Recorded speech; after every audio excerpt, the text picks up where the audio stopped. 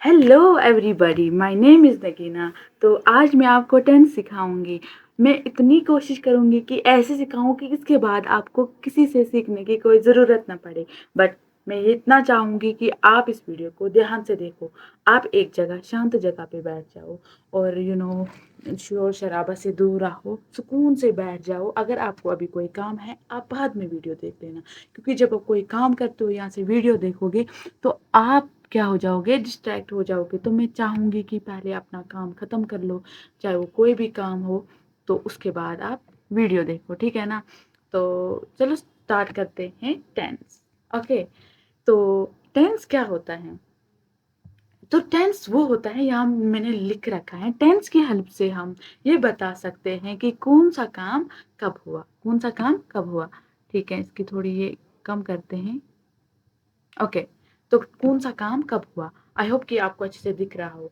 देखो, टेंस वो होता है ना जब जिसकी हेल्प से हम ये बता सकते हैं कि कौन सा काम कब हुआ। वो पास्ट में हुआ, प्रेजेंट में हुआ, फ्यूचर में होगा। मतलब टाइम बता सके हम कि कब हुआ, एग्जैक्टली कब हुआ, हो रहा है या हो चुका है या होगा, ठीक है ना। तो हम फिर उसके बाद आते हैं, अब टेंस आपको समझ आ ही गया होगा। तो उसके बाद आते हैं टेंस के टाइप्स। टेंस के कितने टाइप्स होते हैं? 3 टाइप्स होते हैं। कौन कौन सा? Present tense, past tense and future tense. कितने? Present tense, past tense, future tense. मेरे साथ साथ पढ़ते रहो ताकि आपको ना बहुत ही अच्छे से क्लियर हो। चलो आगे बढ़ते हैं। इतना क्लियर है? ओके, गुड गुड, मुझे सुनाई दिया, आपने बोला हाँ। ओके, अब क्या हुआ जनाब? अब जो 3 टाइप्स हैं टेंस के, उनके 4-4 पार्ट्स हैं। मतलब प्रेजेंट टेंस के भी 4 पार्ट्स हैं, पास्ट टेंस के भी 4 पार्ट्स हैं और फ्यूचर टेंस के भी 4 पार्ट्स हैं। तो ये कितने बन जाते हैं? ये बन जाते हैं 12। 12। तो अब क्या है, अब हमें रखने हैं यार 12। अब बोलोगे बहुत मुश्किल है। नहीं, बहुत मुश्किल नहीं है, बहुत आसान है। देखो, सिर्फ आपको यहाँ ये नाम बदलना है, बाकी सारा सेम रहता है। मतलब अगर ये प्रेजेंट टेंस है ना, तो यहाँ पे आपको प्रेजेंट पढ़ना है। तो ये जो है ना, सिंपल, ये कंटिन्यूअस, परफेक्ट, परफेक्ट कंटिन्यूअस, ये सब में सेम रहने वाला है। तो यहाँ पे हम प्रेजेंट टेंस के 4 पार्ट्स पहले पढ़ते हैं, इनके नाम याद रखते हैं पहले। तो कौन कौन है? Present simple, present continuous, present perfect और प्रेजेंट परफेक्ट कंटिन्यूअस। ओके, तो चलो आगे बढ़ते हैं। तो अब इसके 4 हो गए। अब है पास्ट टेंस के। देखो, मैंने बताया था ना कि ये इतना बदलता है, बाकी सेम रहता है। ठीक है, past simple, past continuous, past perfect और पास्ट परफेक्ट कंटिन्यूअस। हो गए ना इसके 4? हो गए 8। अब है फ्यूचर टेंस। फ्यूचर टेंस के भी कितने पार्ट्स हैं? 4 पार्ट्स हैं। देखो, future simple, okay, future simple, future continuous, future perfect, future perfect continuous. तो कितने बन गए टोटल?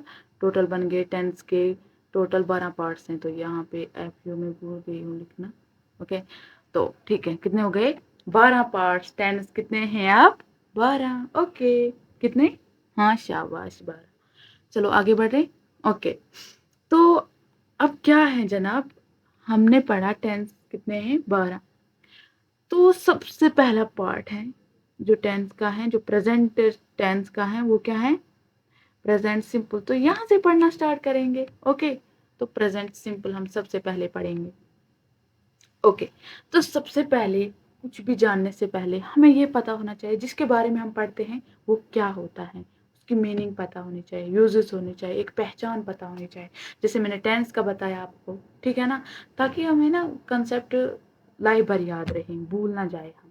तो प्रेजेंट सिंपल के हम पहले पढ़ते हैं कि प्रेजेंट सिंपल इसके पहले यूजेस पढ़ते हैं कि कहाँ पे यूज होता है प्रेजेंट सिंपल। ओके, एक तो डेली रूटीन। जनाब, मुझे बताने की ज़रूरत नहीं है, आपको पता होगा कि डेली रूटीन क्या होता है। डेली रूटीन होता है रोज़मर्रा के काम।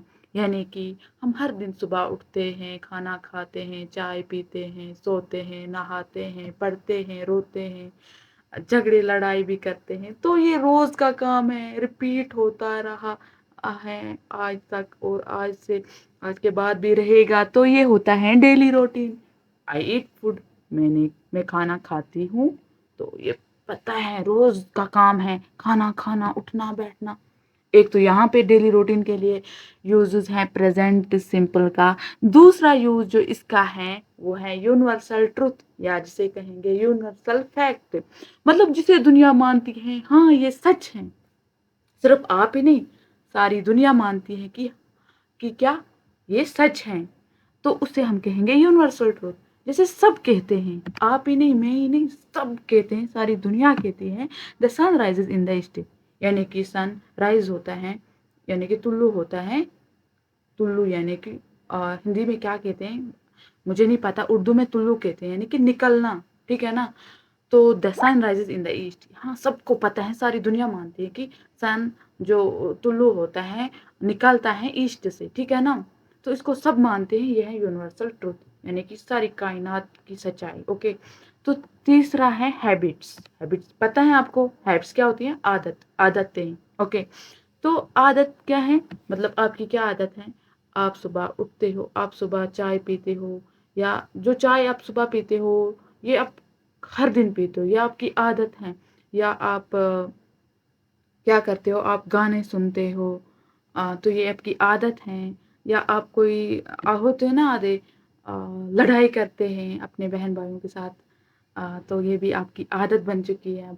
तो आदतों को भी बताने के लिए हम किसका यूज़ करते हैं, प्रेजेंट सिंपल का। इतना समझ आ गया, यूजेस क्या है, डेली रूटीन, यूनिवर्सल ट्रूथ और सॉरी हैबिट्स, इतना समझ आया। अब समझते हैं पहचान किसकी, प्रेजेंट सिंपल की पहचान किसमें, उर्दू या हिंदी में। हमें कैसे पता चलेगा कि जो ये सेंटेंस हम बना रहे हैं, ये सेंटेंस जो हम पढ़ रहे हैं ये प्रेजेंट सिंपल का है, कैसे पता चलेगा। ऐसी ट्रिक बताऊंगी ना कि जिंदगी भर याद रहेगा। तो देखो, जिस भी उर्दू या हिंदी के सेंटेंस के एंड में ये वर्ड्स यानी ता, ती, ते आते हो, एग्जाम्पल, वो खाना खाता है, मैं स्कूल जाती हूँ, हम टीवी देखते हैं। कहने का मतलब है जिस भी उर्दू या हिंदी के सेंटेंस के आखिर में ता ती ते से एंड होता हो तो वो क्या है, वो पहचान है। फॉर एग्जाम्पल, अब कोई भी उर्दू या हिंदी का सेंटेंस लो, देखो, मैं खाता हूँ, मैं खाना खाता हूँ, वो स्कूल जाती है, हम रोज़ नहाते हैं, जैसे कि वो डांस करती है, मैं गाना गाता हूँ, ठीक है ना। तो इनको लास्ट में क्या आ रहा है, वर्ब के लास्ट में ता ती ते, है ना। खाना खाता पीता नाचता जाता गाता सोता रोता, ता ती ते। तो जिस भी सेंटेंस आप यूज करोगे जिसमें लास्ट में ता ती ते होता हो, तो आप समझना ये किसका सेंटेंस है, प्रेजेंट सिंपल का। देखो जैसे मैंने यहाँ पे हाईलाइट करके रखा है, वो खाना खाता है तो ता आया ना, मैं स्कूल जाती हूँ तो ती आया, हम टीवी देखते हैं तो ते आया, तो ता ती ते आया, यानी कि ये सब सेंटेंस किसके हैं, प्रेजेंट सिंपल के। ओके, हमने यूजेस भी देख लिए, पहचान भी देख ली, ठीक है ना। समझ अगर नहीं आता है तो आप पॉज वीडियो कर सकते हो, अच्छे से देख सकते हो, कोई जल्दबाजी नहीं है, आराम से सीखना, ठीक है। ओके, चलो आगे बढ़ते हैं। हेल्पिंग वर्ब जनाब, हेल्पिंग वर्ब क्या होती है, चलो मैं बताती हूँ। पहले समझना, हेल्पिंग वर्ब को दूसरा नाम भी, जैसे आपको घर वालों ने एक दो नाम तो रखे होते हैं ना, पहले एक रखा होता है वो पसंद नहीं आता है फिर दूसरा रखते हैं, तो ऐसे हेल्पिंग वर्ब को हम दूसरे नाम से भी जानते हैं। जैसे आपको ना घर में चिंकू बुलाते हैं, अगर में कोई नाम बोलते हैं, कुछ भी बोलते हैं, प्यार से कोई नाम बोलते हैं, स्कूल में कोई और नाम होता है, वैसे हेल्पिंग वर्ब को भी दो नाम है जनाब। एक है इसका हेल्पिंग वर्ब और दूसरा हम इसको ये भी बता सकते हैं ऑक्सिलरी वर्ब, ठीक है ना। तो मैं सजेस्ट करूंगी, यानी कि मुझे जो आसान लगता है ना मैं ये याद रखती हूँ, हेल्पिंग वर्ब, क्योंकि ये आसान है याद रखना, ये भी आप याद रख सकते हो, ठीक है ना। अब समझते हैं हेल्पिंग वर्ब क्या होता है, ठीक है ना। हेल्पिंग वर्ब वो वर्ब जो किसी मेन वर्ब की मदद करता है सेंटेंस कंप्लीट करने में। ओके, मेन वर्ब क्या होती है, अरे मेन वर्ब वो होती हैं कोई भी एक्शन, यानी कि अगर मैं बोलूं मैं खाना खाती हूँ, यानी कि खाती, खाती, खाना, खाती, आप स्कूल जाते हो, जाना, मतलब जाना, मतलब हाँ इसमें भी एनर्जी लगती है, कहीं जाना है, एक्शन लगता है, खाने में एक्शन लगता है, खाना, जाना, उठना, बैठना, नाचना, गाना, सोना, रोना, ये सब क्या है, ये होते हैं वर्ब, यानी कि मेन वर्ब। तो हेल्पिंग वर्ब कौन है फिर? हेल्पिंग वर्ब वो वर्ब होते हैं जो मेन वर्ब को सेंटेंस में मदद करते हैं सेंटेंस कंप्लीट करने में। जैसे कोई सेंटेंस है उसमें मेन वर्ब भी आ गई लेकिन हेल्पिंग वर्ब भी आ जाती है ताकि वो सेंटेंस कंप्लीट हो, उसकी एक मीनिंग निकले। समझ आया इतना? ठीक है, चलो आगे बढ़ते हैं। प्रेजेंट सिंपल की हेल्पिंग वर्ब। देखो इससे पहले मैं बताऊंगी आपको पता ही चल गया कि टेंस 12 हैं, तो जो 12 टेंस हैं 12 टेंस को अलग अलग हेल्पिंग वर्ब हैं। तो सबसे पहले हम अगर प्रेजेंट सिंपल पढ़ रहे हैं तो प्रेजेंट सिंपल को भी अपनी हेल्पिंग वर्ब है, वो क्या है? डू और डज। फिर से बताऊंगी, डू और डज हेल्पिंग वर्ब है प्रेजेंट सिंपल को। और हेल्पिंग वर्ब कहाँ पे यूज होती है? मेन वर्ब को मदद करती हैं सेंटेंस कंप्लीट करने में, ठीक है ना। अब डू किसके साथ आता है, डज किसके साथ आता है, ये जानने से पहले हम समझेंगे फर्स्ट पर्सन, सेकंड पर्सन और थर्ड पर्सन क्या होते हैं। इसे हम दूसरा नाम भी देते हैं सब्जेक्ट प्रोनाउंस, ठीक है ना। तो हम first person, second person, third person देखते हैं वो क्या होता है, आप ध्यान रखो इधर। तो फर्स्ट पर्सन क्या होता है? फर्स्ट पर्सन जैसे मैं बात कर रही हूँ, मैं यानी कि जो बात कर रहा हो, तो मैं क्या हूँ? मैं फर्स्ट पर्सन हूँ, ठीक है ना। तो सिंगुलर में हो गया आई। जब यही प्लूरल बनता है, हम यानी कि मेरे साथ और एक बैठा है, हम दोनों अब बात कर रहे हैं आपस में, तो हम बात कर रहे हैं, तो ये बन गया यहाँ पे प्लूरल यानी कि वी, एक से ज्यादा। तो सेकंड पर्सन क्या है? फर्स्ट पर्सन आपको समझ आया, ठीक है ना, जो बात कर रहे हैं, ओके। सेकंड पर्सन जिसके साथ बात कर रहे हैं, ठीक है ना, जिसके साथ बात कर रहे हैं वो क्या है? सेकंड पर्सन, यानी कि आप, मैं आपसे बात कर रही हूँ, यू आर सेकंड पर्सन। और यू का प्लूरल भी होता है यू बेचारा, यहाँ पे भी सिंगुलर भी यू में है और प्लूरल भी यू ही रहता है। अब है थर्ड पर्सन, यहाँ पे ध्यान रखने की बात है। थर्ड पर्सन वो होता है जिसके बारे में हम बात करते हैं, ठीक है ना। यानी कि फर्स्ट पर्सन मैं थी, मैं आपके साथ बात कर रही थी, आप सेकंड पर्सन थे, लेकिन थर्ड पर्सन हमारे यहाँ अभी प्रेजेंट नहीं है, वो कहीं और है, हम उसके बारे में बात कर रहे हैं। जैसे दो दोस्त हैं आपस में, वो आपस में बात कर रहे हैं तीसरे दोस्त के बारे में कि वो कल खेलने क्यों नहीं आया, ऐसे कुछ बोल रहे हैं, तो उनका जो दोस्त है वो उनके लिए क्या है? थर्ड पर्सन है, ठीक है ना। तो थर्ड पर्सन वही होता है। थर्ड पर्सन में भी दो टाइप्स हैं सिंगुलर, जैसे दो हैं सिंगुलर और प्लूरल। सिंगुलर क्या है? ही, कोई लड़का, शी, कोई लड़की, इट। हाँ, याद रखना। इट कहाँ पे यूज होता है? इट हम किन किन चीज़ों के साथ यूज करते हैं? इट हम करते हैं उन चीज़ों के साथ यूज, जैसे कोई बच्चा है, आपको उसका, आपने किसी की गोद में कोई बच्चा देखा, आपको उसका जेंडर नहीं पता, लड़की है या लड़का, आप उसके साथ इट कर सकते हो यूज। या जैसे कि एनिमल्स होते हैं, ज़्यादा ये एनिमल्स के साथ यूज होता है, और नॉन लिविंग थिंग्स के साथ इट यूज होता है। और किसी का भी नाम, जैसे कोई नाम साइमा, कोई भी नाम मैं ले लूँ, साइमा है, रवि है, प्रिया है, ऐसे करके कोई भी नाम, अनीसा, ठीक है ना, सो ऑन। तो किसी का नाम भी वो भी सिंगुलर है, एक ही है ना, तो सिंगुलर ही एक यही है, शी, इट। किसी का नाम चार सिंगुलर होते हैं, तो इनके साथ भी क्या आता है? सॉरी, ये क्या है? थर्ड पर्सन सिंगुलर है। जब यही वो एक से ज़्यादा बन जाते हैं, अगर हम अब आप और मैं फर्स्ट पर्सन हूँ, आप सेकंड पर्सन हो, हम किसके बारे में बात कर रहे हैं? हम कर रहे हैं स्कूल के बच्चों के बारे में बात, यानी कि वो एक बच्चा नहीं है, बहुत सारे हैं वो, तो वहाँ पे वो क्या बन जाएगा? दे बन जाएगा। जब एक से ज़्यादा हो, थर्ड पर्सन एक से ज़्यादा हो, तो वहाँ क्या आता है? दे आता है। तो यहाँ पे मैंने लिखा है, ये अभी आपको समझ नहीं आएगा क्योंकि इससे पहले हमें समझना है ये। तो हम पहुंचे थे कि प्रेजेंट सिंपल हर किसी की हेल्पिंग वर्ब होती है, प्रेजेंट सिंपल की भी हेल्पिंग वर्ब है जो कि है डू और डज। शाबाश। डू किसके साथ आता है, डज किसके साथ आता है? अभी आपको मैंने समझा ही दिया कि फर्स्ट पर्सन, सेकंड पर्सन और थर्ड पर्सन क्या होता है। शाबाश। तो first person, second person, third person मैंने समझा ही दिया, आपको क्लियर भी हो गया होगा।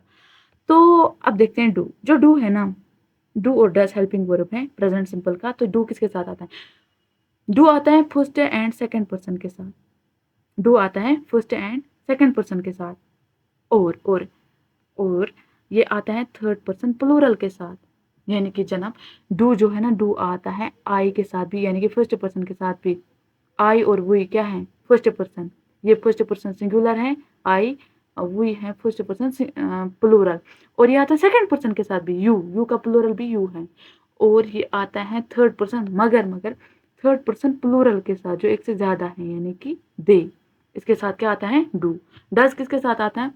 डज आता है सिर्फ थर्ड पर्सन सिंगुलर के साथ। जितने वो कितने हैं? चार हैं, यहाँ पे आप देख रखो। तो थर्ड डज आता है थर्ड पर्सन सिंगुलर, जैसे ही, शी, इट या किसी का भी नाम उसके साथ क्या आएगा, डज। इतना याद रखना, डू किसके साथ आता है, डज किसके साथ आता है। थर्ड पर्सन सिंगुलर के साथ आता है डज, बाकी सबके साथ आता है डू। ठीक है ना, शॉर्ट में ऐसे याद रखो। चलो अब आगे बढ़ते हैं। यहाँ पे मैंने कुछ इंपॉर्टेंट लिखा है, आपको बिल्कुल ध्यान मेरी ओर रखना है, मेरी ओर ही मतलब यहाँ रखना है ध्यान स्क्रीन की ओर कि मैं क्या बताने जा रही हूँ। ठीक है, मैंने लिखा जब डज सेंटेंस में यूज होता है तो मेन वर्ब में एस या ई एस नहीं यूज होता। देखो देखो क्या होता है ना, उससे पहले मैं आपको ये समझाऊंगी जो मैंने यहाँ पे लिखा था।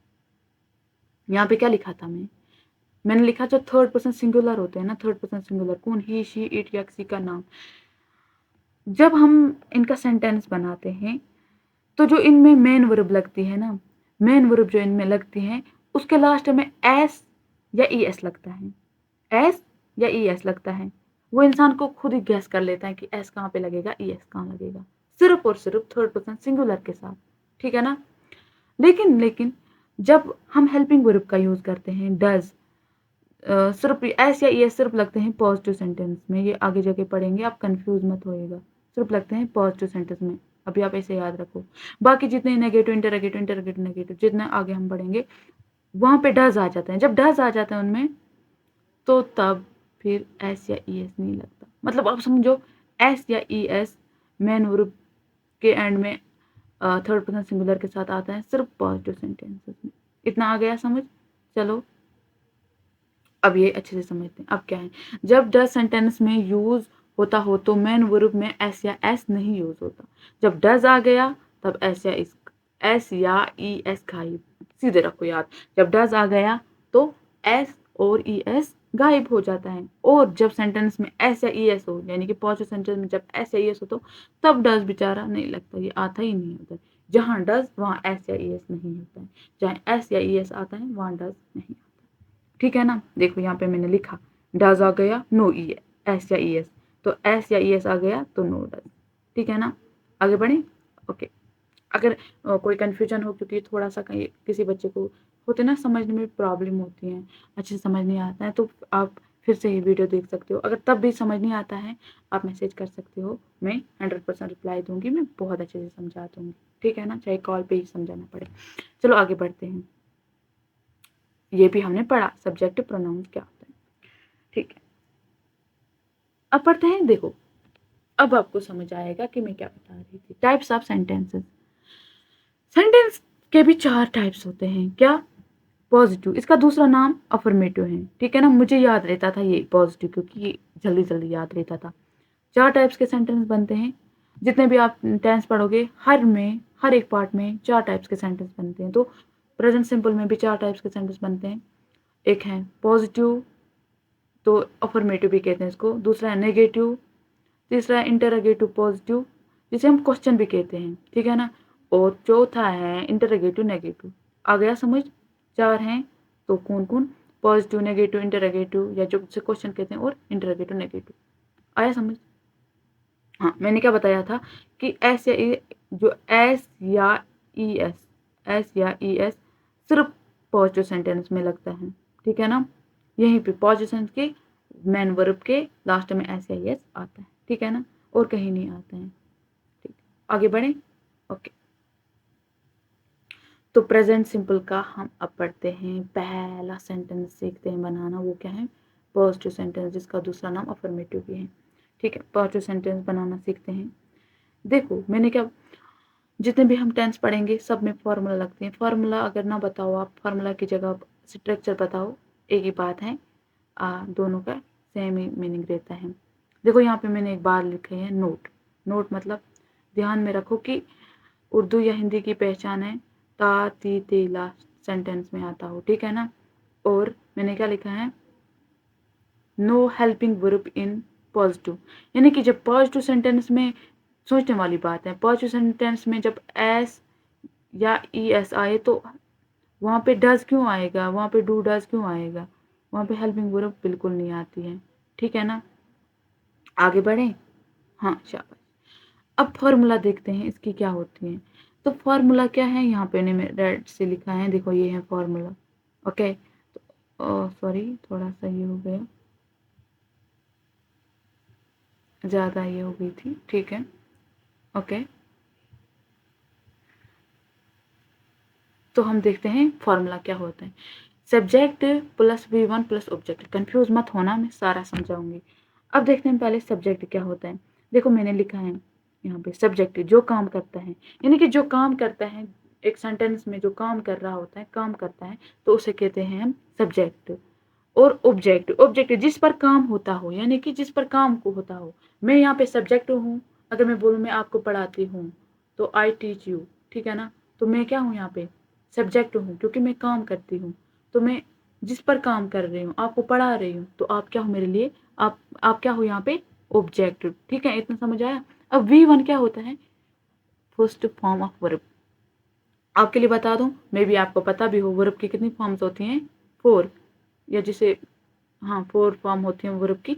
तो यहाँ पे वर्ब की फर्स्ट फॉर्म आती है, यहाँ पे सब्जेक्ट आता है, वर्ब की फर्स्ट फॉर्म आती है, और ऑब्जेक्ट आता है फर्स्ट फॉर्म ऑफ वर्ब। तो यहाँ इसीलिए शॉर्ट में मैंने V1 लिखा है यहाँ पे, ठीक है ना। इतना समझ आ गया। तो ये है formula of present simple, subject plus V1 plus object. अब हम सेंटेंस बनाना सीखते हैं। ओके, तो अगर मैं बोलती हूँ उर्दू में क्या पहचान थी, ता ती ते। मैं अगर मैं बोलूँ, पहले यहाँ देखते हैं, मैं खाना खाती हूँ, इसे इंग्लिश में कैसे बनाएंगे। देखो, मैं खाना खाती हूँ, तो स्ट्रक्चर क्या है यहाँ पे, पहले आएगा सब्जेक्ट, यानी कि सब्जेक्ट क्या हूँ, मैं खाना खाती हूँ, मैं यानी कि मैं सब्जेक्ट हूँ। मैं को क्या बोलते हैं इंग्लिश में, आई, शाबाश। खाना खाती हूँ, दूसरा क्या आएगा यहाँ पे, वर्ब की फर्स्ट फॉर्म।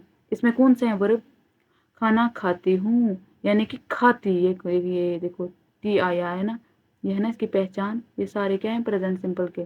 तो खाती, खाती यानी कि खाना, कोई चीज़ से क्या कहते हैं इंग्लिश में, ईट। तो V1 हो गया यहाँ पे, वर्ब की फर्स्ट फॉर्म जो है ईट। तो खाना यानी कि फूड, ऑब्जेक्ट फूड, खाना पे मैं काम कर रही हूँ, खाने को मैं खा रही हूँ, मैं सब्जेक्ट हूँ, तो इसको क्या बन जाएगा, ये बन जाएगा फूड। मैं खाना खाती हूँ। शाबाश। दूसरा सेंटेंस, आप इंग्लिश बोलते हो, आप यानी कि आपको क्या बोलते हैं इंग्लिश में, यू। फिर क्या है, फिर है V1, V1 क्या है इसमें, बोलते, क्या बोलते यानी कि स्पीक। और क्या ऑब्जेक्ट क्या है इसमें, इंग्लिश, इंग्लिश आ गया यहाँ पे, यू स्पीक इंग्लिश, यहाँ पे एन है, N, okay, you speak English. Third person है यहाँ पे, थर्ड पर्सन सिंगुलर है यहाँ पे, क्योंकि शी एक ही है, तो थर्ड पर्सन सिंगुलर है। शी हेल्प्स मी, वो मुझे मदद करती हैं, वो यानी कि शी, कोई लड़की है, शी मुझे यानी कि पहले क्या है, मदद करती हैं, मदद करती यानी कि हेल्प्स। यहाँ पे हेल्प भी आ सकता था, एस क्यों आया, अभी मैंने समझाया और भी समझाऊंगी। किसे मदद करती हैं, मुझे। तो मैं यहाँ पे एज ए ऑब्जेक्ट यूज हो रही हूँ, तो जब आई यहाँ पे एज ए ऑब्जेक्ट यूज हो रहा हो तो वो बन जाता है मी। तो मैं एज ए ऑब्जेक्ट यहाँ पे यूज हो रही हूँ, तो मैं यहाँ पे आई क्या बन जाएगा, मी। तो यहाँ पे एस क्यों आया, यहाँ पे अगर स्पीक आया, यहाँ पे ईट आया, तो हेल्प के साथ एस क्यों लग गया, वो इसीलिए लगा। मैंने यहाँ पे आपको बताया, मैंने यहाँ पे आपको बताया कि थर्ड पर्सन सिंगुलर में वर्ब के एंड में एस या ई एस लग जाता है, ठीक है ना।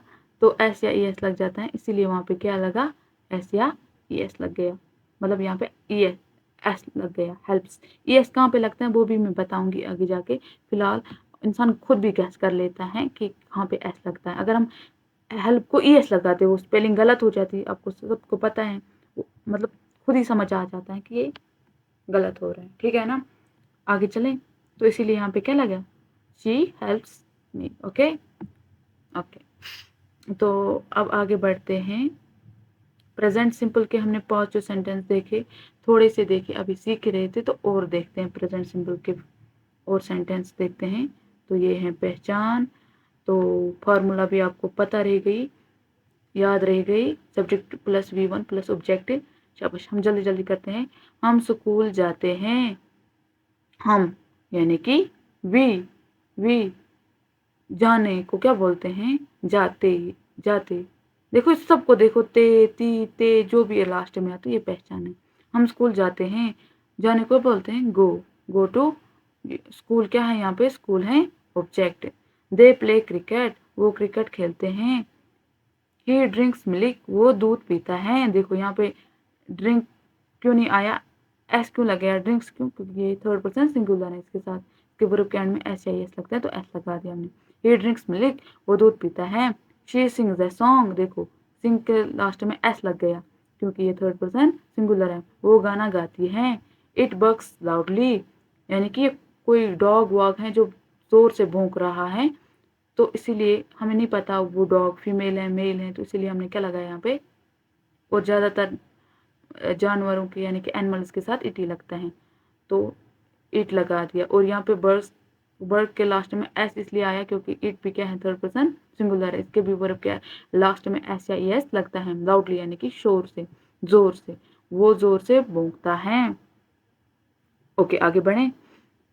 ठीक है, नोट देखो मैंने यहाँ पे लिखा है, it is use for animals things, things के साथ भी यूज़ होता है, एनिमल्स भी, या किसी छोटा बच्चा हो जिसका हमें जेंडर नहीं पता उसके साथ भी यूज़ होता है, ठीक है ना। और ज़्यादा ये एग्जाम्पल्स हैं यहाँ पे। Ravi reads the book, Ravi किताब पढ़ता है। The sunrise in the east, सूरज मशरिक में उगता है। माई मदर कुक्स फूड, मेरी माँ खाना बनाती है। देखो यहाँ पे भी कुक यानी कि पकाना, ठीक है ना, एस आ गया, ठीक है ना।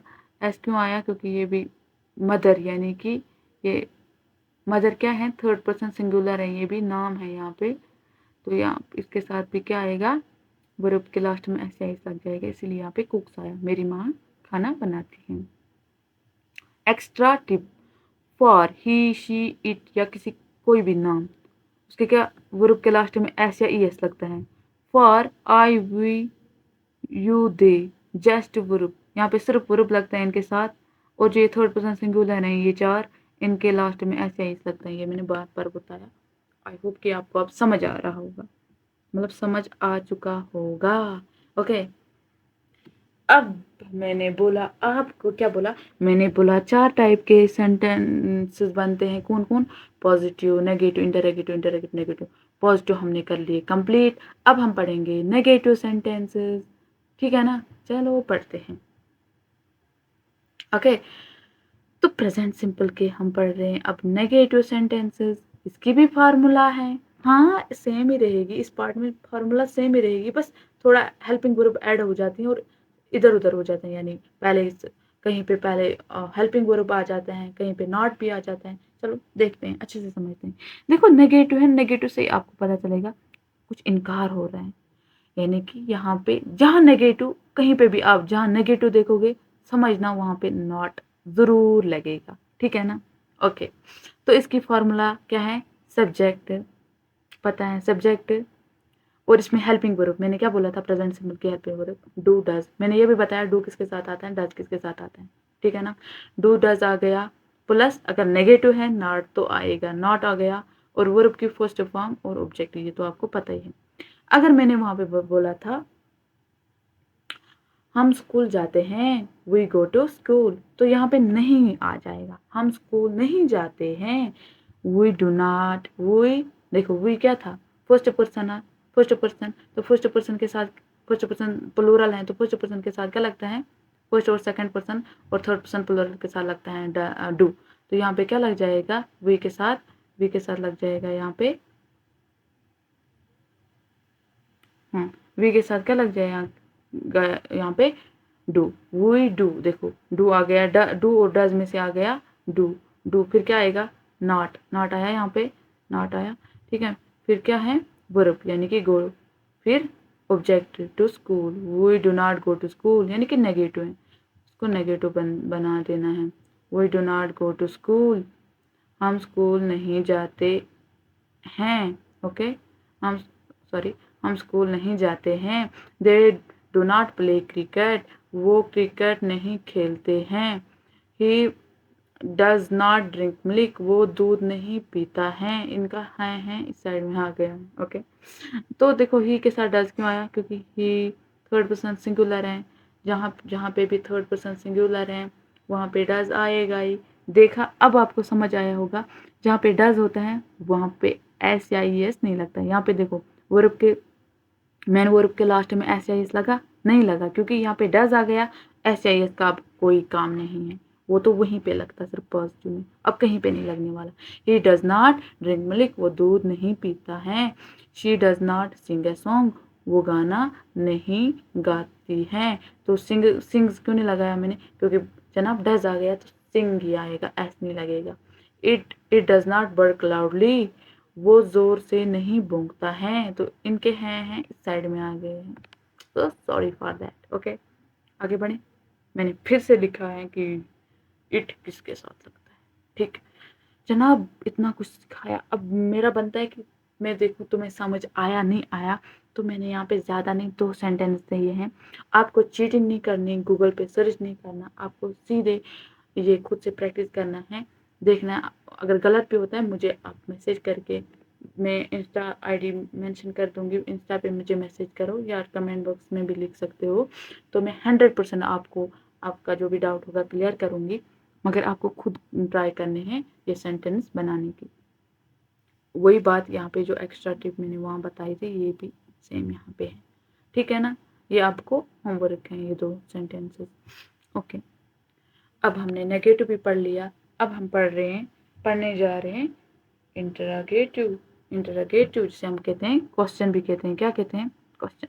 देखो जनाब, यहाँ पे मैंने एक पॉइंट लिखा है कि जहाँ पे भी, और एक बात, जैसे कि मैंने नेगेटिव पे बोला, जहाँ नेगेटिव वहाँ नॉट, और ये भी याद रखना, जहाँ इंटरोगेटिव, आप नाम सुनो समझना कि हेल्पिंग वर्ब जनाब पहले आ जाती है। देखो, जहाँ इंटरोगेटिव वहाँ हेल्पिंग वर्ब पहले, वो बोलती हैं अब मैं पहले आ जाऊंगी, अब क्वेश्चन की बारी है। तो यहाँ पे इंटरोगेटिव में जब भी हेल्पिंग वर्ब पहले आ जाती है, तो उर्दू या हिंदी में उस हेल्पिंग वर्ब वो क्या भी हो, हेल्पिंग वर्ब का मतलब क्या जैसा निकलता है। यहाँ मैंने उर्दू में लिखा, तो हिंदी वाले माफ़ कीजिएगा, तो हिंदी मुझे नहीं आती, यहाँ पे मैं ऐसे लिख दूंगी, उनके लिए मैं ऐसे लिख दूंगी, क्या क्या। यहाँ पे तो मुझे लिखना ही नहीं आता है। ओके, के वाई क्या, मुझे पता है आप बहुत समझदार हो, आपको समझ आ जाएगा, तो मैं मिटा देती हूँ, ये बहुत गंदा लग रहा है यहाँ पे।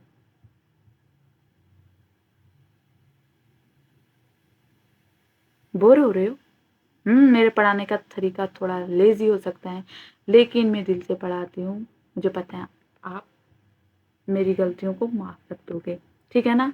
ओके, आदि की मैं बड़ी बहन जैसी हूँ, आदू से मैं छोटी होंगी, तो सॉरी फॉर दैट। ओके, चलो आगे बढ़ते हैं। तो हेल्पिंग वर्ब पहले जब आ जाएगा, तो इसका पहले हम फॉर्मूला देखते हैं, स्ट्रक्चर देखते हैं, ठीक है ना?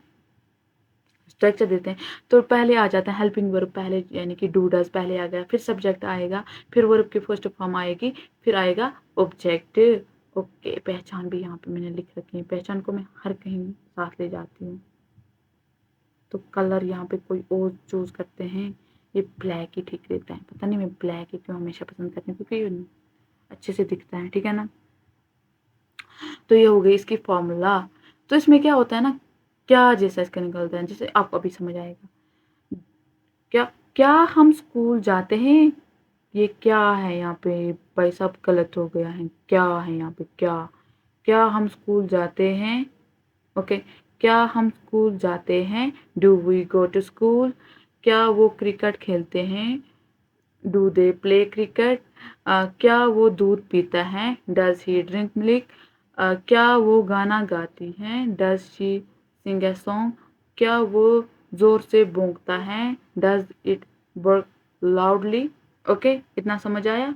ठीक है, ये दोनों आपके लिए यहाँ पे भी होमवर्क रहने वाले।